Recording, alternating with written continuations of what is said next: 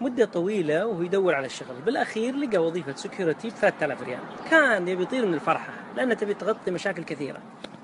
أسبوع أو أسبوعين قابلوا أحد زملائه القديمين بمناسبة عامة، فاسألوا ها اشتغلت؟ قال الحمد لله. وين؟ والله السكيورتي ب3000 ريال. قال والله ما تسوى تعبها، و3000 ريال شو تسوي؟ لكن يلا الله يعينك. رمى الكلمة ومشى. ومعلمة جاها مولود وغابت عن المدرسة، رجعت بعد الولادة وجت تداوم. في أول يوم جت تداوم قالت لها واحدة من زميلاتها ها وشهدات ما شاء الله بمناسبة المولود الأول؟ قالت والله ما أعطاني شيء. قالت وين الناس كلهم يعطون ويسوون. رمت عليها هالكلمة وتركتها وراحت. ثانية بمناسبة عائلية، لهم مدة طويلة يدورون على بيت، ولقوا بيت صغير مناسب يناسب دخلهم، منطقة معينة. سألتها قريبتها ما شاء الله شريتوا بيت وين؟ بالمكان الفلاني. أوه هذاك منطقة وين؟ بعيدة وبيوتها صغيرة وش الله حدكم.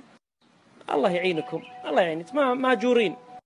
أيضا رمتها القنبلة ومشت. وهذاك جاي للدوام الصباح، طلب شاهي وطلب فطور. يسأله زميله ليش أنت ما تفطر بالبيت؟